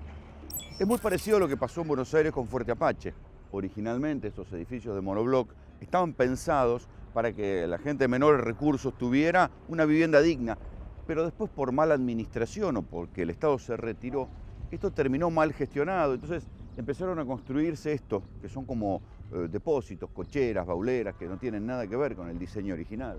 Se empezaron a meter casas como en el medio, locales, y se fue como volviendo tipo villa, construcciones ilegales en el medio del barrio. Y después queda los típicos grafitis de las homenajes a los caídos en las batallas, ¿no? Ay, gordito, cuánto luchaste, ahora descansa en paz. Te fuiste con tus primos que tanto amabas. Estos son los grafitis de las batallas. Tanto los funes como los caminos estaban vinculados a la barra de Newell's Old Boys, por eso los colores. Andás a ver a quién está dedicada esto. Cachi ya no vivía en Barrio Municipal. Sin embargo, la noche del domingo llegó hasta aquí para encontrar la muerte. Su crimen se produjo en la zona de fuego del distrito que supo dominar en su momento Pimpi Camino y que aún antes de su muerte ya se había convertido en escenario de tragedia. 10 crímenes en apenas 10 cuadras a la redonda se contabilizan en este sector, un sector signado por el narcotráfico.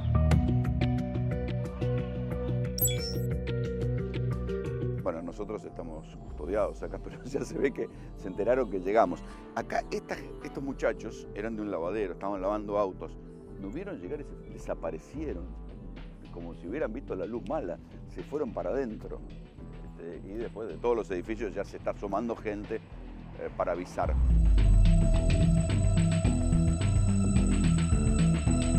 Estamos en Pimpilandia, esto se conoce como Pimpilandia. Es la zona del barrio municipal que todavía no fue recuperada por el municipio de Rosario, destruyendo las construcciones ilegales y recuperando los departamentos tomados por los narcos. Por eso todavía hay ese tipo de movimiento, de aviso y de vigías y de soldaditos cuando ven una cámara. En Rosario, una de las cosas que uno tiene que entender es que los problemas de narcotráfico no surgen necesariamente en villas. Estos son barrios que fueron pensados justamente para erradicar villas. Y por el retiro del Estado se terminaron administrando mal. Y hoy son los lugares donde están los conflictos de narcotráfico. Y están llenos de esto, ¿no? De construcciones ilegales. Esto era un patio, el centro, el pulmón de manzana del complejo. Y terminan ocupándose los lugares. Y cuando se terminan ocupando, se terminan haciendo construcciones ilegales, es que esas construcciones ilegales terminan siendo búnkeres, lugares peligrosos, lugares dominados por barras, por banditas, ¿no? ¿Ven? Ahí hay otra construcción. Estos son los pasillos de venta de cocaína. Estamos en Pimpilandia, esta zona todavía no está muy recuperada, digamos, por las autoridades municipales. ¿Cuál es el problema? Que hay muchos departamentos que fueron tomados. Esos departamentos son tomados porque no tienen papeles. Bueno, entonces...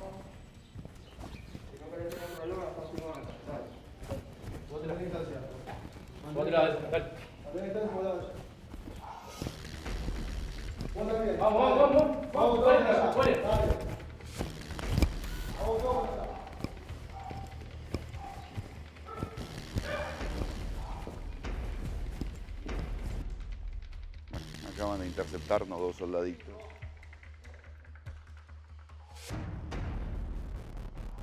Nos acaban de interceptar dos muchachos para echarnos. Y la gente que nos cuida tuvo que separarlos. Así es el control territorial. Cuando entra alguien, te quieren sacar y si te ven débil, la pasas mal. Policías y fiscales debieron huir de los propios seres queridos de las víctimas.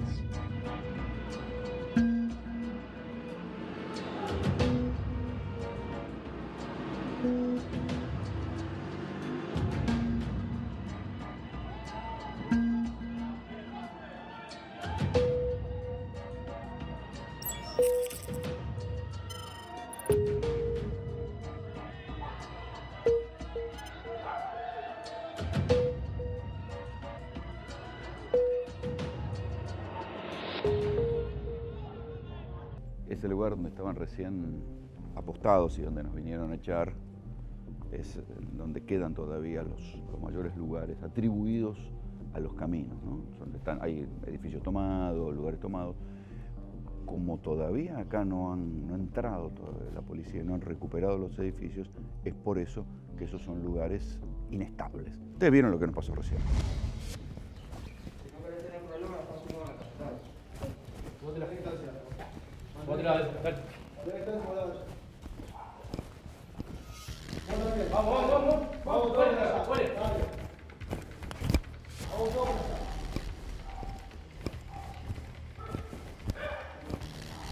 Bueno, se aconseja que nos vayamos porque en cualquier momento empiezan a volar, cuando menos piedras. Así que ya nos vieron, ya lo corrimos, ya entramos, ya grabamos. Lo mejor que podemos hacer es irnos. Esto es Pimpilandia. El barrio municipal es un barrio signado por la muerte. En menos de 10 años, en 10 cuadras a la redonda, se produjeron 10 muertes. ¡No tenemos paz!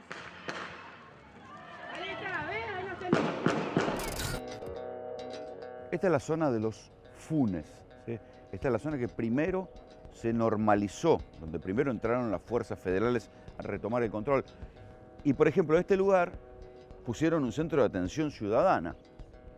En menos de una semana ya le habían tirado una molotov, como para demostrar que no eran bienvenidos. Por estas cosas es que le tiraron una molotov, ¿no? Porque denuncias por delito, declaración jurada con testigos.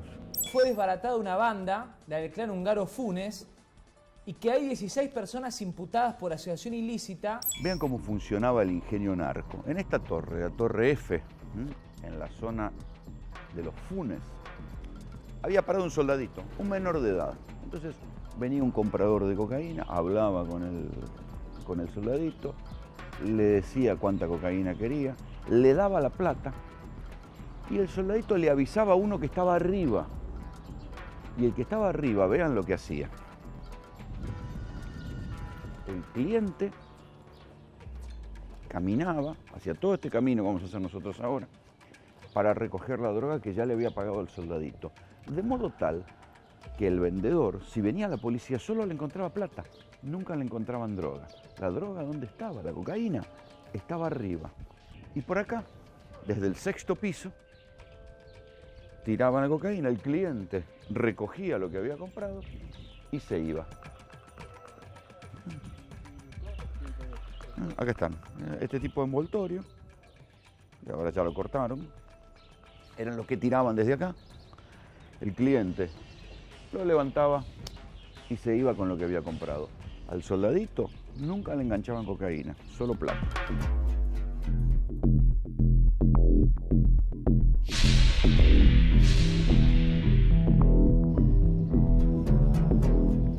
Eso es lo que hay que hacer verdaderamente para recuperar un barrio, que exista presencia del Estado. Eso es un camión de alumbrado público de la Municipalidad de Rosario. Acá, por ejemplo, vinieron las topadoras y tiraron una cantidad de construcciones que había, cocheras, lugares de guardado, pequeños negocios que no eran de nadie, porque esto originalmente era un concepto de edificio, viviendas populares allá en los años 80, y que se había desnaturalizado por falta de gestión. Esa falta de gestión hizo que los lugares terminaran tomados por los narcos. Era tal el problema acá, en esta zona, que allanaban un edificio porque había una denuncia de venta de droga, encontraban cocaína, encontraban un arma, pero la banda o los que quedaban libres iban y usurpaban otro departamento y se ponían a vender ahí. Entonces, ¿qué es lo que tuvieron que hacer? Tuvieron que entrar la Fiscalía, la Policía, la Gendarmería, la Policía de Santa Fe y el municipio para identificar quién vive en cada departamento, quién tiene título de propiedad, y a los demás ver quiénes eran, a ver si estaban o no metidos en el narco.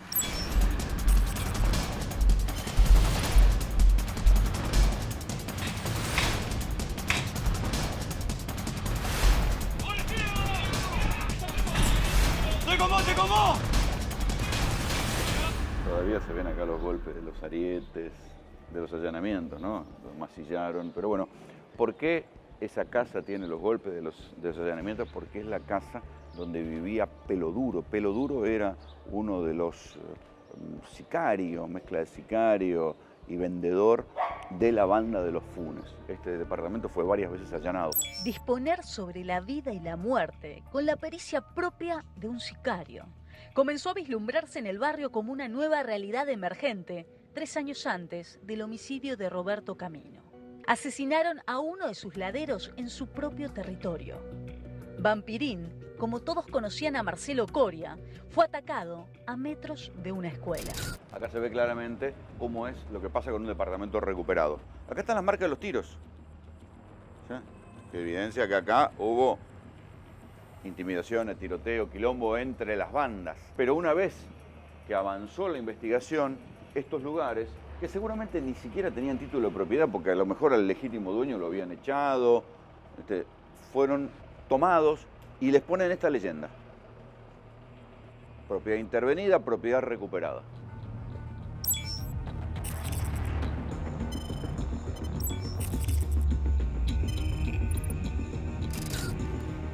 Este era, por ejemplo, el departamento de Brisa Amaral, la novia de uno de los Funes. Cuando lo matan en la autopista, en una foto que quedó inmortalizada, digamos, se hizo muy famosa, ella, una chica de 19 años, queda a cargo de toda la banda. Tanto es así que cuando allanan la cocaína y las armas, las encuentran en este departamento.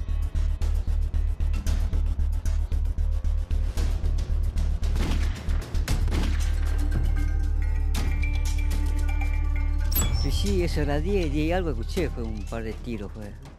Ya estaba acostado yo, ¿viste? Buena idea. ¿Le pudieron comentar de qué se trataba? No, ni idea, no, ni tampoco me quiero meter.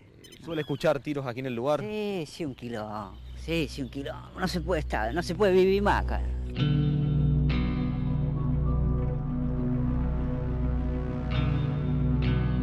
Ya no estamos en el complejo municipal. Estamos ahora en el barrio Tablada. También son de influencia de los Funes. En estos pasillos ellos tenían los puntos de venta de droga. Y saliendo del pasillo es donde terminan deteniendo al último de los Funes. ¿Sí? Esto es pasillos habituales de una villa, como puede haber en el conurbano bonaerense. Acá se ve claramente cómo para desmantelar una banda de narcomenudeo no alcanza solamente con detenerlos. Este era el territorio de los Funes. Se movían acá entre los pasillos, entonces tuvieron que abrir esta calle, fíjense. Y mejoraron los frentes de las casas para que los vecinos entendieran que había algún grado de intervención positiva del Estado. Pero los Funes eran dueños de montones de propiedades, de ranchitos, de casas, y entre esos lugares se movían y se escondían. Y los vecinos les daban apoyo, por eso era tan difícil detenerlos. Bueno, esto es lo que sucede. Para desmantelar una banda narco, una banda grande de narcomenudeo, no alcanza solamente con detenerlos, también hay que urbanizar.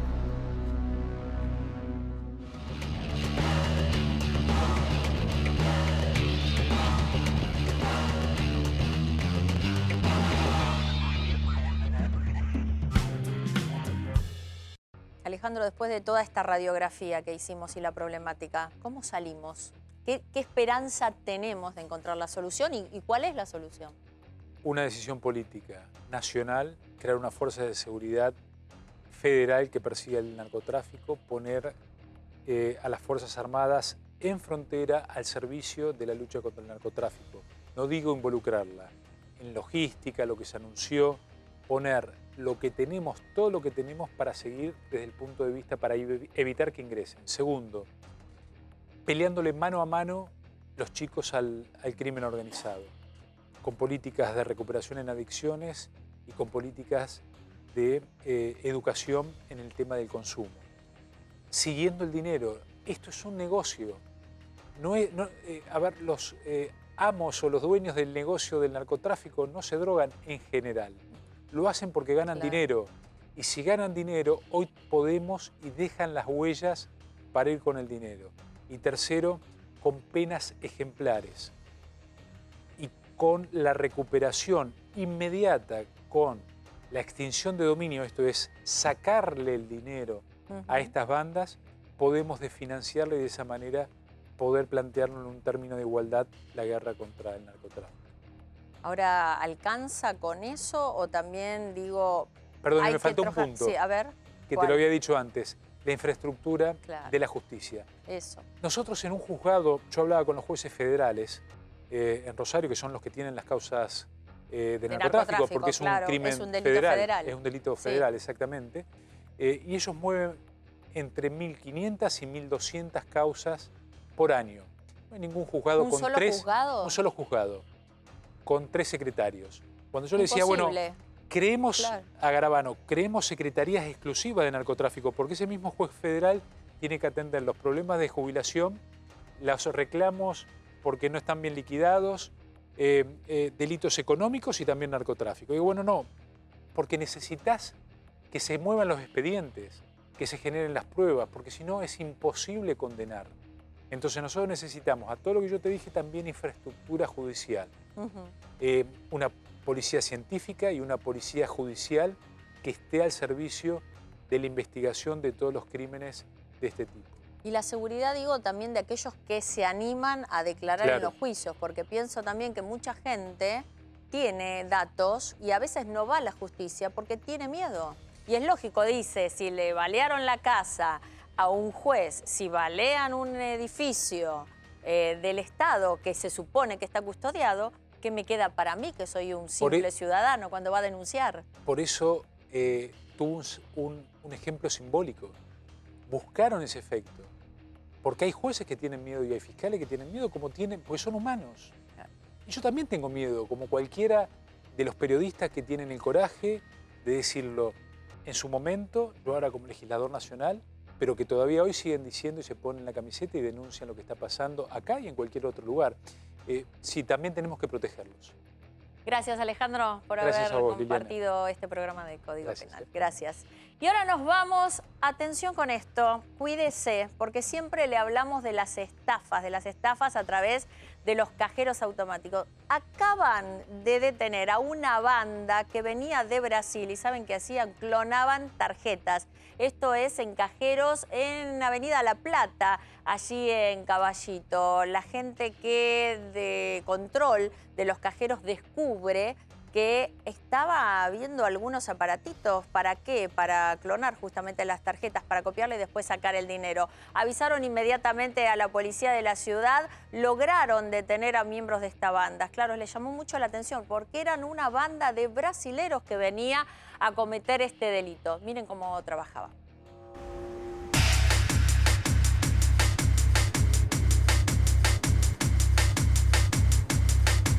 Se coloca así, se pega, se extrae la tapa original esta, plástica, cuando es muy grande, se pone el lector encima y se deja que la gente opere. Inserta su tarjeta, le copia la banda, la gente ingresa la clave, le filma, se hace una filmación de la clave y mediante la copia de la banda y teniendo la clave se puede operar con la réplica de la tarjeta. Con este aparato despega en el techo,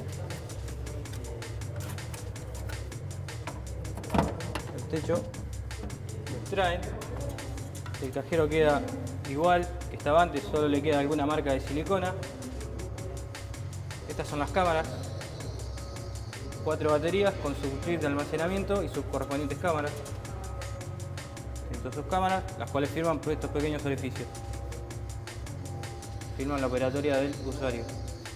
Y luego extraen el copiador de banda magnética. Lo extraen, usan esta herramienta porque la silicona pega bastante y es transparente, no se nota.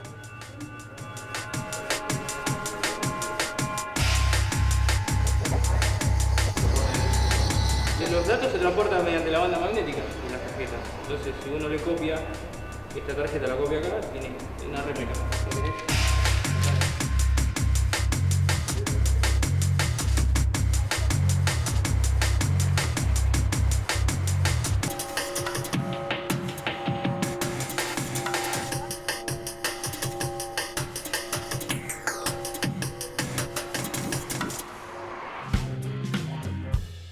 Bueno, atención entonces con este tema. Si usted va al cajero automático, pone la tarjeta, no la puede poner, no la puede introducir en la ranura, sáquela directamente. Este es el consejo, porque hay algo entonces que han puesto ahí para copiarle los datos. Esto es muy común, es cierto, pero usted preste atención porque cada vez se están viendo más de estas bandas especializadas.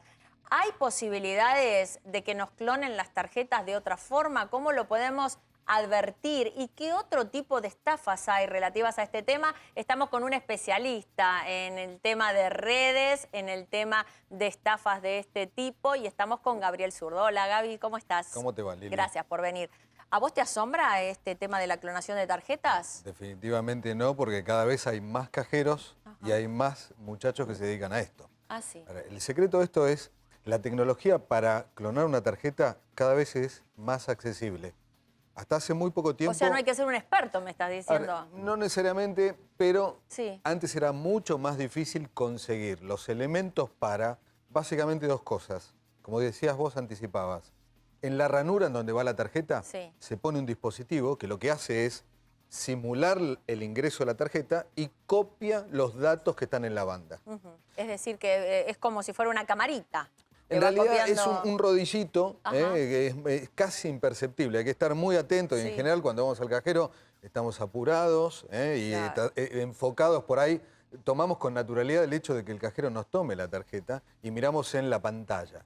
El otro dispositivo que se está encontrando cada vez más frecuentemente es una pequeña camarita ¿no? sobre el teclado. Si se prestan atención a la gente, cada vez más los teclados de los cajeros tienen como una cubierta para evitar que se vea, que en general, ¿qué se hacía antes, Lili?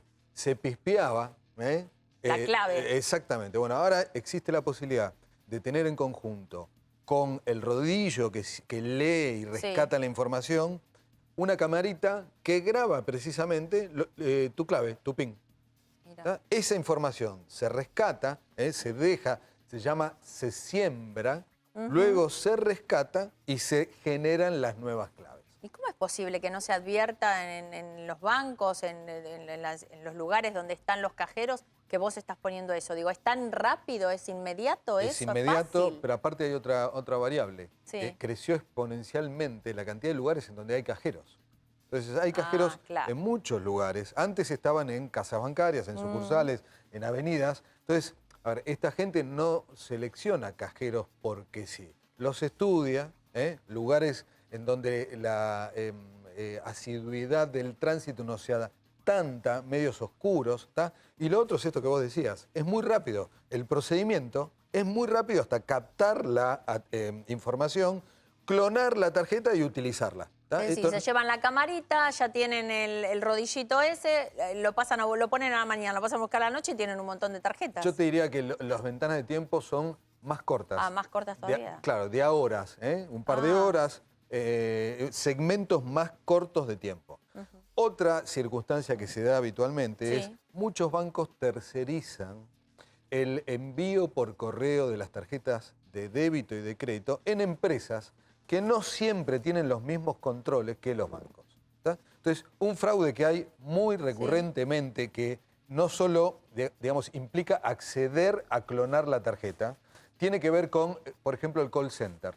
Llaman a un call center diciendo, soy Liliana Caruso, extravié mi tarjeta, tienen todos tus datos filiatorios, cambian la dirección de remitente. Mira, me mudé, te lo quiero actualizar, y te mandan a un domicilio que no es el tuyo, una tarjeta habilitada al del estafador, digamos. Con tus datos y el PIN, y lo que hacen es... Exactamente. ¿Tá? Entonces, en el proceso, a partir del momento en que vos no te enterás y alguien tomó tus datos filiatorios, que hoy, y casualmente tiene que ver mucho con el próximo tema que vamos a hablar, que es redes sociales y demás.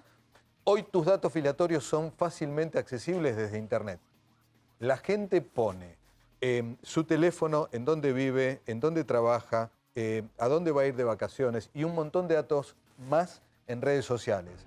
Esos datos son la punta del ovillo para conseguir información para desviar el envío, por ejemplo, de una tarjeta a otro domicilio. ¿Y qué hay que hacer entonces para estar prevenido? ¿Cómo hago yo? Porque yo no pongo mi número de teléfono. Quiere decir que alguien lo saca de algún lado, o un informe de un banco, Bueno, o tal no cual, sé dónde figura. Hay información, ¿Cómo es? a ver, en principio, ser escéptico respecto de las encuestas que hay en Internet, los concursos que hay en Internet, lo que se llama normalmente phishing, que es un mail simulado en donde te ofrecen ganar un concurso que a todas luces debe ser mentira, pero la gente, sin embargo, lo hace. 6 de cada 10 personas tiende a contestar las preguntas de un concurso que finalmente es falso. 6 de cada 10. Exactamente, esa es la tendencia. Mirá. Luego, no necesariamente a esos 6 les pasa algo, Sí, claro. pero algunos de ellos les recatan información y casualmente en algún momento le birlan la tarjeta de crédito, la tarjeta de débito con este otro método. ¿Tá? Entonces, para la gente es importante lo siguiente.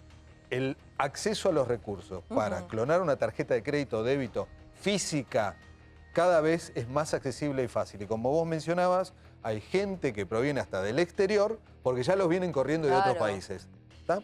Ahora, ese mismo método se puede utilizar en el segmento o en la vida digital. Y cuando eso se logra, el desfalco, el fraude, la estafa es mayor. ¿Por qué? Cuando se produce ese desvío con la información de correo, tenés posibilidad de ingresar al home banking al que tu cuenta está asociado, es decir, a tu home banking. Y en ese home banking, ¿qué es lo que se está haciendo? En el cajero vos tenés un límite de extracción. Total. En home banking de lo que se trata es, ¿viste los préstamos preacordados? Sí. Los que te Sí, te asignan. aparecen en el banco. Apenas entras y te dice, tenés el préstamo. Que últimamente tiene una tasa alta, pero te dicen, Liliana, tenés un préstamo acordado. 300.000 pesos te dan. Liquidan y se asignan a una cuenta y También eso. Y vos te quedás con la deuda. Te quedás con la deuda, exactamente. Ay, bueno. Estos son los Pero, patrones. a ver, de dinero estamos llenos de estas estafas. Absolutamente. Pasemos a las otras estafas, porque ya me asusté.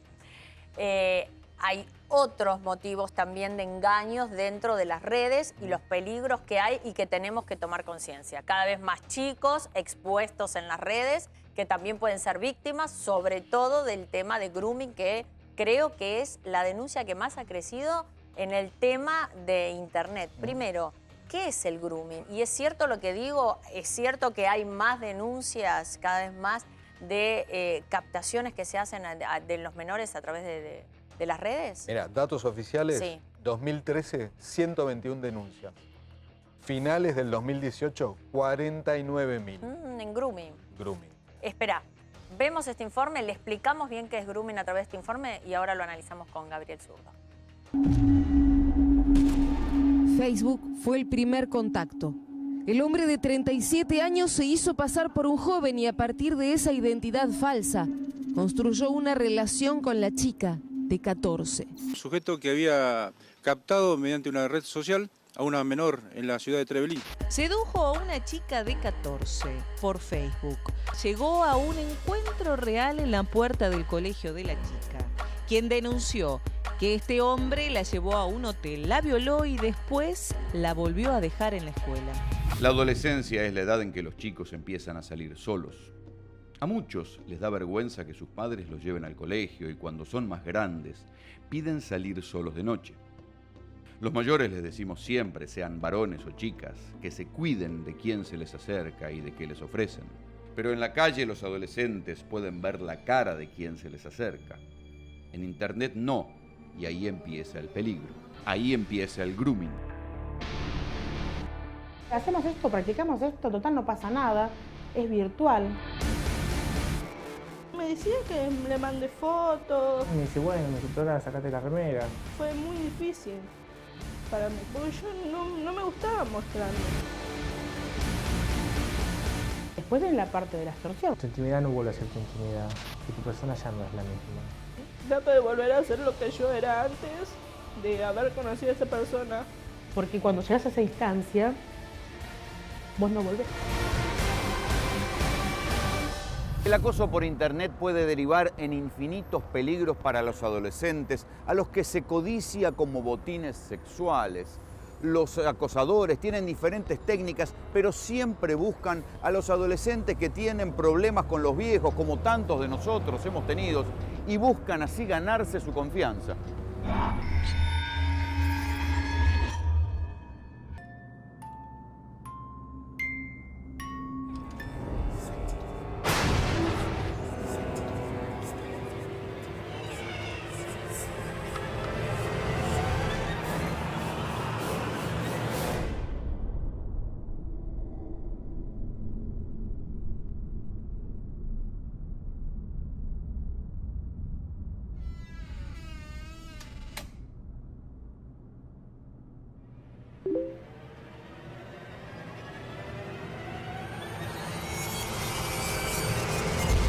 Mi nena fue contactada cuando tenía 13 años a través de internet.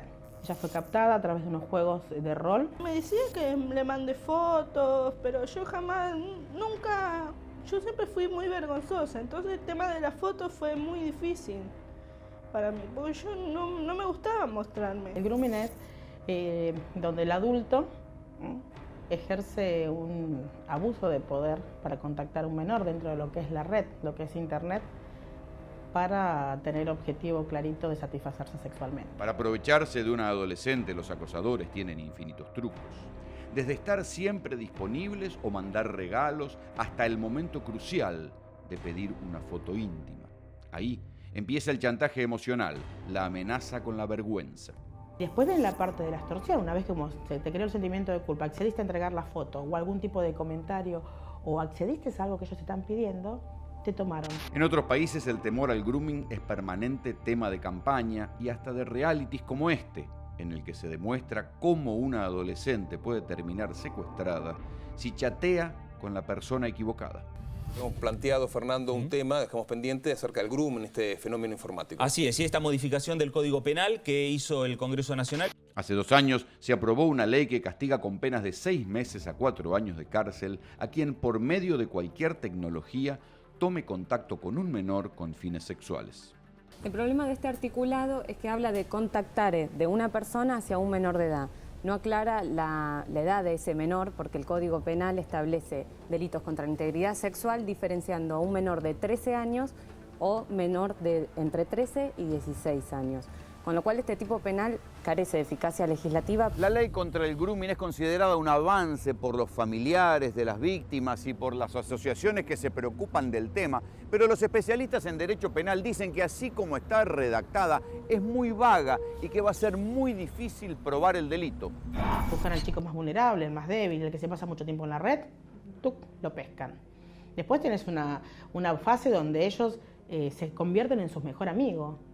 Entonces es un mejor amigo virtual. ¿Esto puede pasar? Sí, puede pasar. Para generar confianza. Genera la confianza, generas el sentimiento de culpa. Si vos tenés un amigo donde te dice, che, hacemos esto, practicamos esto, total no pasa nada, es virtual. Y sí pasa. Y sí pasa. A mí me pasó a los 15 años. Esta persona, después de tanto conversar, de meses de conversar, me pide una foto. Bueno, después de conversar durante 2 semanas más, me dice, pero ahora sacate la remera. Dije, bueno, no, relativamente no, o sea, ya venimos conversando, somos amigos, no creo que no haya nada malo. Después de la parte de la extorsión, una vez que se te creó el sentimiento de culpa, accediste a entregar la foto o algún tipo de comentario o accediste a algo que ellos te están pidiendo, te tomaron. Nos encontramos en el cine de San Miguel y bueno, nada, después de la salida del cine y de la comida nos llevó a, bueno, ¿querés venir a mi casa? Ahí está mi auto, vamos, no pasa nada, después yo te llevo de vuelta.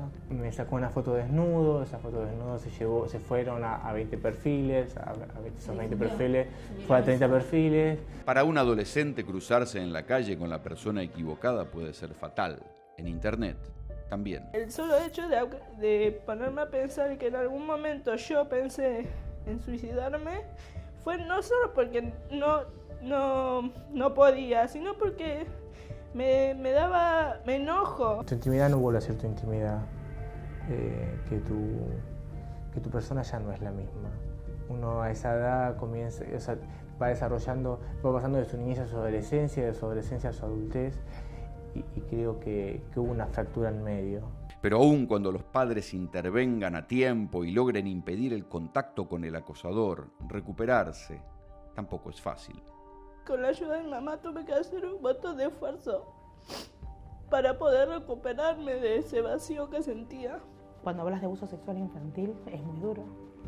Imagínate que no me habían tocado y quería dinamitar todo. Pero sí sabía que me iba a costar un montón recuperarla. Me esfuerzo, trato de ser feliz siempre, trato de volver a ser lo que yo era antes de haber conocido a esa persona. Fui consciente que la podía haber perdido. Y es muy doloroso, porque cuando llegas a esa instancia, vos no volvés.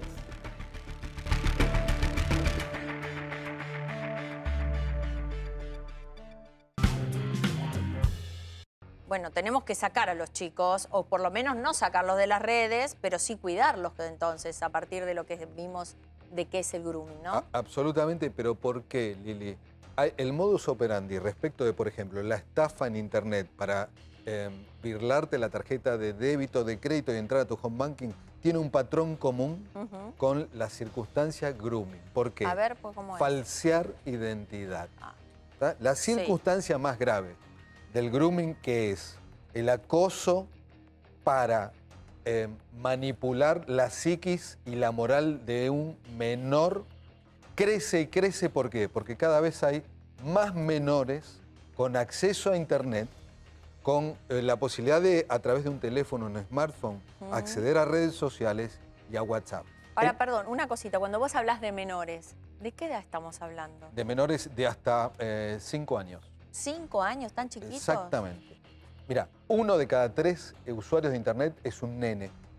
1 de cada 3 es un nene. Un Ay, nene. qué número importante. Muy significativo.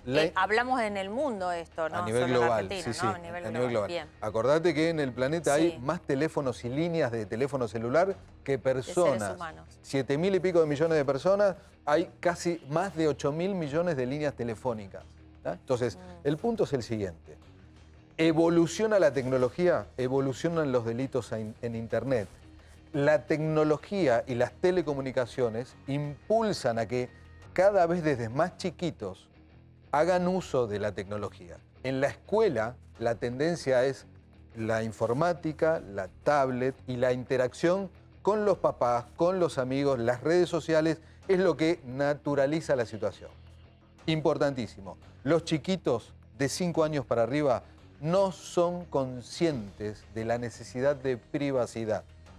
Los chiquitos saben más de tecnología que sus papás. Seguro. Y volviendo a las estafas bancarias. Pero del peligro no. Absolutamente. Entonces, ¿qué es lo que facilita esta situación? El enmascaramiento de la identidad. Un individuo, un delincuente, un depredador sexual, porque el grooming, otra vez, es el abuso y acoso con el objeto de alterar y manipular la psiquis y la moral de una criatura, termina en muchísimos casos, cuando se da el contacto físico, con pornografía infantil, violación En un abuso. y trata, en un abuso físico. Claro. ¿Cuántos Entonces, de eso? ¿Se sabe el porcentaje? ¿Hay Mirá, estudios hechos de cuántos de esos casos de grooming pueden terminar tal vez en acoso? en uno de los estudios que tenemos, en la modalidad más moderna, que es el streaming online de sexo con menores, el 98% de los incidentes tienen que ver con menores de 13 años. ¿Qué es streaming online? El streaming online, y es la condición o la particularidad, la situación más moderna de este tipo de delitos es, ¿Cómo es? en vivo se transmite al acosador convenciendo al menor para que se desnude o en video mantenga alguna práctica sexual impropia. Un menor... Un menor desvistiéndose o obligándole o hacer o tomar algunas actitudes o poses que no corresponden para un chico. Las primeras, las originales, eran las que tenían que ver con, le sacaron una foto convenciéndolo de que muestra una parte íntima y distribuyéndolo a través de mensajería con amigos y compañeros. Eso era lo que había empezado hace unos años. Luego empezó el sexting, que es la extorsión a cambio de no te muestro la Fotos, foto. claro, que tengo tuya, Exactamente. desnudo, ponele, y no te la muestro. Que era peor porque como Un todo... chantaje, además, un ¿no? chantaje. ¿Por qué? ¿La amenaza cuál es? Si no lo haces, se la mando a tus padres. claro. Y le seguían sacando cosas. ¿Tá? Entonces, la situación más grave es esto que te digo, que ¿en dónde lo observamos nosotros? Nosotros tenemos un laboratorio de investigaciones en donde monitoreamos esto en lo que se llama la Deep Web, que es la web que normalmente la gente de a pie no accede. La web profunda. La web profunda, la que accedemos nosotros normalmente con el www, es el 10% de la existencia en Internet. Hay un fantasma o un doble de la misma Internet a la que nosotros accedemos, eso nos estás diciendo. Innominada, o sea, no Ajá. tiene nombre, ¿tá? Muy peligrosa de acceder. Se accede con medios como un sistema operativo que se llama Tor. En ese lugar se intercambia, es el mercado de intercambio de pornografía infantil, que se produce ¿en dónde? En la Internet real, ¿a partir de qué? Para los papás, Claro. de enmascarar la identidad real y engañar a los chicos. ¿Y los delincuentes pueden llegar tan fácilmente a esa web profunda para tomar y sacar provecho de esas fotos? O por ejemplo, digo fotos, como podrían ser otras cosas, materiales, videos. Ahí puedes comprar armas, drogas, tarjetas de crédito robadas, pasajes y adquirir videos, fotografías y material pornográfico infantil. Ese ámbito es el de los delincuentes o el de los depredadores sexuales cibernéticos. Es tremendo lo que Es tremendo, contás. el gran problema... Porque nosotros estamos todos contentos que tenemos acceso al mundo entero, a un montón de beneficios a través de la web, pero después tenemos todos estos problemas. Absolutamente. ¿Qué recomendaciones? A ver, nos das. Primero, a los papás Sí. que no posteen fotos de sus chicos todo el tiempo y desde muy chiquitos. Primero. Segundo, escepticismo total respecto de la identidad de quien nos pide un contacto, sobre todo a menores. Monitorear con la lista de contactos de nuestros hijos quiénes son los que tienen de amigos. Y por otro lado, naturalmente los chicos demandan quiero WhatsApp, quiero redes sociales. Se abre un abanico de posibilidades que multiplica la probabilidad de éxito del depredador sexual. ¿Por qué? Antes era un solo medio, Lili, por el cual podían ser acosados y sufrir grooming. Hoy tienen Instagram, Todos, Facebook, todas las redes. WhatsApp. Sí. Entonces, la probabilidad cada vez es mayor. Y lamentablemente, si bien hay algunas organizaciones y el Ministerio de Justicia tiene un 0800, que creo que es 222-1717, y la Ciudad de Buenos Aires tiene el 137, donde se puede Exacto. denunciar. El otro gran problema es que podés tener un acosador sexual ejecutando grooming en otro país, en otra jurisprudencia, con otra ley, y no necesariamente se lo puede pesquisar. Se puede identificar, pero no necesariamente se lo puede agarrar de No los... lo pueden detener, Exactamente. ni meter preso. Exactamente. Pero por las leyes que rigen en cada país. Dependiendo del país, y si tienen convenios o acuerdos, sí, y en otros casos no. Por eso muchos de estos caballeros lo que hacen es triangulan las conexiones para generar la comunicación del delito que están cometiendo, porque esto, insisto, el grooming es un delito. Artículo 131 Hay una ley ya. del Código Claro. Penal, 13 de Claro. noviembre, Día del Grooming. En muchos casos la dificultad es cómo alinear la jurisprudencia y las leyes de los distintos países, porque te recuerdo, para cualquier tipo de delito cibernético, tanto un fraude bancario como el grooming, vos podés estar sufriéndolo en Argentina con una dirección IP o una conexión en Paraguay, utilizando un servidor en Rumania. Claro. Entonces, existe un gran problema y los gobiernos tienen que encararlo. La tecnología va mucho más rápido que los gobiernos. Este es un gran problema. Bueno, a utilizar bien entonces y a tener precauciones, que es lo mejor que podemos desde acá aportar. Y hablar con los chicos. Y hablar y mucho, es cierto. Gracias, Gaby, Un por este placer. aporte. A vos, Lili.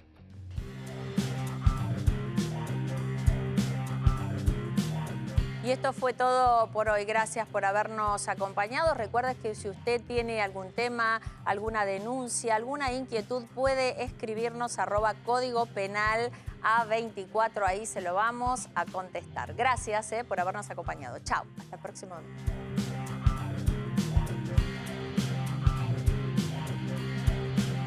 El Aedes aegypti es transmisor de dengue, zika, chikungunya y fiebre amarilla.